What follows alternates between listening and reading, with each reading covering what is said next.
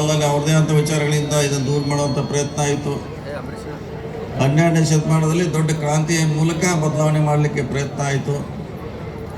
ಈಗ ಸಂವಿಧಾನ ಮೂಲಕ ಇದನ್ನು ಬದಲಾವಣೆ ಮಾಡುವಂಥ ಪ್ರಯತ್ನ ಆಗ್ತದೆ. ಅದೇ ಇವತ್ತು ನಾವು ಅದನ್ನು ವಿಜ್ಞಾನ ಸಮ್ಮೇಳನ ಅನ್ಬೋದು, ನಿಮ್ಮನ್ನು ಜಾಗೃತಿ ಮಾಡುವಂಥ ಸಮ್ಮೇಳನ ಅನ್ಬೋದು, ಏನಾರು ಕೂಡ ಅದಕ್ಕೆ ಹೇಳುವಂಥ ಪ್ರಯತ್ನವನ್ನು ಇವತ್ತು ನಾವು ಮಾಡ್ತಾ ಇದ್ದೀವಿ. ಕಳೆದ ಸುಮಾರು ವರ್ಷಗಳಿಂದ ಹುಲಿಕಲ್ ನಟರಾಜ್ ಅವರ ನೇತೃತ್ವದಲ್ಲಿ ಈ ರಾಜ್ಯದಲ್ಲಿ ಮೌಢ್ಯದ ಬಗ್ಗೆ, ಕಂದಾಚಾರ, ಹಲವಾರು ಮೂಢನಂಬಿಕೆಗಳ ವಿರುದ್ಧ ನಾವು ಇವತ್ತು ನೋಡ್ತಾ ಇದ್ದೀವಿ. ಯೂಟ್ಯೂಬಲ್ಲಿ ನೋಡಿದ್ದೀವಿ, ಟಿ ವಿ ಮಾಧ್ಯಮದಿಂದ ನೋಡಿದ್ದೀವಿ.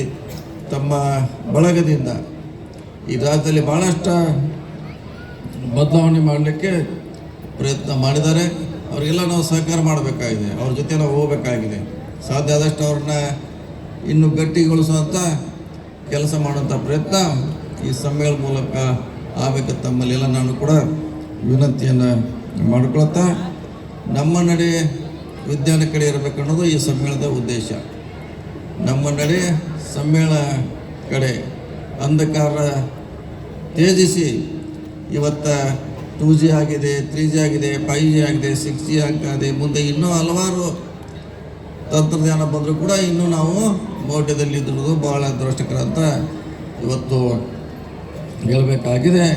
ಭಾಳಷ್ಟು ನಮ್ಮ ಮುಂದೆ ನಮ್ಮ ಸೈನ್ಸ್ ಟೆಕ್ನಾಲಜಿ ಬಂದೆ, ಕರ್ನಾಟಕ ಸರ್ಕಾರ ಇರ್ಬೋದು, ಸಂಸ್ಥೆ ಇರ್ಬೋದು, ಗೌರ್ಮೆಂಟ್ ಆಫ್ ಇಂಡಿಯಾದಿಂದ ನಿಮ್ಮ ಮನೆ ಬಾಗಿಲಿಗೆ ಸೈನ್ಸ್ ಯಾವ ರೀತಿ ಕೆಲಸ ಮಾಡಿದ್ರೆ ಅಂತ ತೋರಿಸ್ಲಿಕ್ಕೆ ಇವತ್ತು ಬಹುಶಃ ಭಾಳಷ್ಟು ವಿಜ್ಞಾನಿಗಳು ಕೂಡ ಈ ವೇದಿಕೆಯಲ್ಲಿ ಬರುವಂಥ ಪ್ರಯತ್ನ ಅವ್ರು ಹೇಳಿದ್ರು. ನಮ್ಮನ್ನು ಇನ್ನೂ ಅಲ್ಲೇ ಇಡುವಂಥ ವ್ಯವಸ್ಥೆ ಆಗ್ತಾ ಇದೆ. ಅದರಿಂದ ಹೊರಗೆ ಬನ್ನಿ ಅನ್ನೋ ಇದು ವಿಜ್ಞಾನದ ಉದ್ದೇಶ. ಅದಕ್ಕೆ ವಿಶೇಷವಾಗಿ ಶಾಲಾ ಮಕ್ಕಳು ಇದರಲ್ಲಿ ಭಾಗವಹಿಸಬೇಕು. ಏನಿದೆ, ಏನು ನಡೀತಾ ಇದೆ ಅನ್ನೋದು ಕಲ್ಕೊಳ್ಳಿಕ್ಕೆ ಇವತ್ತು ಭಾಳಷ್ಟು ವಿಜ್ಞಾನ ಪರಿಷತ್ತು, ಕರ್ನಾಟಕ ಸರ್ಕಾರದ ವಿಜ್ಞಾನ ಮತ್ತು ತಂತ್ರಜ್ಞಾನ ಇಲಾಖೆ ಕಳೆದ ಸುಮಾರು ವರ್ಷದಿಂದ ಕೆಲಸ ಮಾಡ್ತಾಯಿದೆ. ಅವ್ರು ಹೇಳಿದಂಗೆ ಇದಕ್ಕೆ ವಿಶೇಷ ಬಜೆಟನ್ನು ಕೂಡ ಭಾಳ ಅವಶ್ಯಕತೆ ಇದೆ. ಇದಕ್ಕೆ ಅಂತ ಒಂದು ಬಜೆಟ್ ಇದ್ದರೆ ಇನ್ನು ಹೆಚ್ಚು ಪರಿಣಾಮಕಾರಿ ಕೆಲಸ ಹುಲಿಕಲ್ ನಟರಾಜ್ ಅವರು, ವಿಜ್ಞಾನಿಗಳು ಭಾಳಷ್ಟು ಇತರ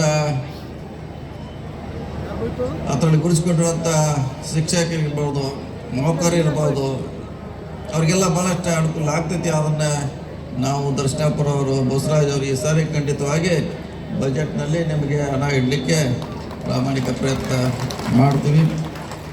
ಸೊ ಇಲ್ಲದೇ ನೀವು ಇಷ್ಟೆಲ್ಲ ದೊಡ್ಡ ಯಶಸ್ವಿ ಸಾಧಿಸಿದ್ರಿ, ಸರ್ಕಾರದ ಸಪೋರ್ಟ್ ಆದರೆ ಬಹುಶಃ ನಿಮ್ಮ 30 ವರ್ಷಗಳ ಹೋರಾಟ 3 ವರ್ಷಗಳಲ್ಲಿ ಖಂಡಿತವಾಗಿ ಯಶಸ್ವಿ ಆಗ್ತದೆ. ಆ ನಿಟ್ಟಿನಲ್ಲಿ ನಿಮ್ಮ ಜೊತೆ ನಾವೆಲ್ಲ ಇದ್ದೀವಿ.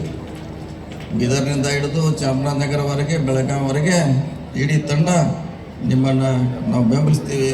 ಸಮಾಜದಲ್ಲಿ ಭಾಳಷ್ಟು ಬದಲಾವಣೆ ತರಲಿಕ್ಕೆ ನಿಮ್ಮ ಪ್ರಯತ್ನ ಆಗ್ತಾ ಇದೆ. ನಿಮ್ಮ ಪ್ರಯತ್ನದಿಂದ ಭಾಳಷ್ಟು ಎಷ್ಟು ಕುಟುಂಬಗಳು ಇವತ್ತು ಬದುಕುವಂಥ ಪ್ರಯತ್ನವನ್ನು ನಾವು ನೋಡಿದ್ದೀವಿ. ಎಷ್ಟೋ ಹೆದರಿ ಭಯ ಪಡುವಂಥ ಊರೇ ಬಿಟ್ಟು ಹೊರಗಡೆ ಹೋಗುವಂಥದನ್ನ ವಾಪಸ್ ಅಲ್ಲೇ ಮತ್ತೆ ಅವ್ರನ್ನ ತರುವಂಥ ಪ್ರಯತ್ನ ತಮ್ಮಿದ್ದಾಗಿದೆ. ತಮ್ಮ ಸೇವೆ ನಾವು ಎಷ್ಟೇ ಕೂಡ ಕೊಂಡಾಡಿದ್ರು ಕೂಡ ಭಾಳ ಕಡಿಮೆ ಮಾತನ್ನು ಅಂತ ಹೇಳುತ್ತಾ, ಭಾಳಷ್ಟು ಭಾಷಣಕಾರರು ನಿನ್ನೆ ಇವತ್ತು ಕೂಡ ತಮ್ಮದೇ ಆದ ವಿಚಾರಗಳಿಂದ ಈ ಮೌಢ್ಯದಿಂದ ತಾವೆಲ್ಲ ಹೊರಗೆ ಬರಬೇಕು, ನಿಮ್ಮದೇ ಆದ ಬದುಕಿನಲ್ಲಿ ಬದುಕಬೇಕಂತ ಸಂದೇಶವನ್ನು ಕೊಡುವಂಥ ಪ್ರಯತ್ನ ಮಾಡಿದರೆ ಈ ಸಂದೇಶವನ್ನು ನೀವು ಅಳವಡಿಸ್ಕೊಳ್ಬೇಕು, ನಿಮ್ಮ ಜೀವನದಲ್ಲಿ ಅಳವಡಿಸ್ಬೇಕು. ನಾವು 4 ಜನ ಇನ್ನೂ ಕೂಡ ಅದರಿಂದ ಹೊರಗೆ ಬರಲಿಕ್ಕೆ ನಮಗೆ ಸಾಧ್ಯ ಆಗಿಲ್ಲ.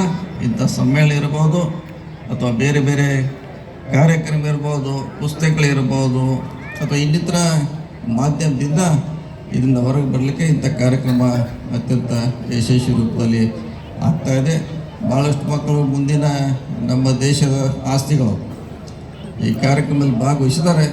ಬಹುಶಃ ಕಾರ್ಯಕ್ರಮದಲ್ಲಿ ಭಾಗವಹಿಸೋ ಮೂಲಕ ಅವರು ಭಾಳಷ್ಟು ಬದಲಾವಣೆ ಆಗ್ಬೋದು. ಅವರು ಕೂಡ ಸಮಾಜವನ್ನು ಬದಲಾವಣೆ ಮಾಡುವಂಥ ಶಕ್ತಿ ಈ ಕಾರ್ಯಕ್ರಮದಿಂದ ಅವ್ರಿಗೂ ಬರ್ಬೋದು ಅನ್ನೋ ಸಂದೇಶವನ್ನು, ಆಶಯವನ್ನು ವ್ಯಕ್ತ ಮಾಡ್ತಾ, ಹಲವಾರು ಸರ್ಕಾರದಲ್ಲಿ ಭಾಳಷ್ಟು ಇನ್ನೂ ಈ ಇಲಾಖೆ, ಈ ಸಂಸ್ಥೆಗೆ ನಾವು ಭಾಳಷ್ಟು ಶಕ್ತಿ ಕೊಡುವಂಥ ಪ್ರಯತ್ನ ಆದಾಗ ಮಾತ್ರ ನಾವು ಇನ್ನೂ ಹೆಚ್ಚು ಜನರನ್ನು ಮುಟ್ಟುವಂಥ ಪ್ರಯತ್ನ ಖಂಡಿತವಾಗಿ ಸರ್ಕಾರದಿಂದ ಮುಂದಿನ ಸಾರಿ ಬೆಳಗಾವಿ ಎಲ್ಲ ಗಣ್ಯರು ಅಭಿನಂದಿಸ್ತಾ ಇದ್ದಾರೆ.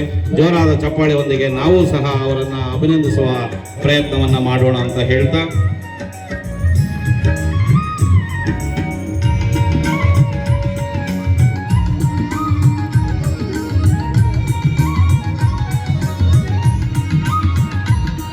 ಹಾಗೆ ಇಂದು ಸಂಜೆ ಡಾಕ್ಟರ್ ಉಳಿಕಲ್ ನಟರಾಜ್ ಅವರ ಪವಾಡ ಬಯಲು ಕಾರ್ಯಕ್ರಮ ಸಹ ಆಯೋಜನೆ ಆಗಿದೆ. ದಯಮಾಡಿ ಸಾರ್ವಜನಿಕರಲ್ಲಿ, ಪೋಷಕರಲ್ಲಿ, ವಿದ್ಯಾರ್ಥಿಗಳಲ್ಲಿ ನಾನು ವಿಶೇಷ ಮನವಿಯನ್ನು ಮಾಡ್ತೇನೆ. ತಾವೆಲ್ಲರೂ ಬಂದು ಈ ವೇದಿಕೆಯ ಮುಂಭಾಗ ಆಸೀನರಾಗಿ ಡಾಕ್ಟರ್ ಉಳಿಕಲ್ ನಟರಾಜ್ ಅವರ ಪವಾಡ ಬಯಲು ಕಾರ್ಯಕ್ರಮಗಳನ್ನು ನೀವು ನೋಡಿ ಆನಂದಿಸಿ ತಮ್ಮ ಜೀವನದಲ್ಲಿ ಬರತಕ್ಕಂಥ ಪವಾಡಗಳನ್ನು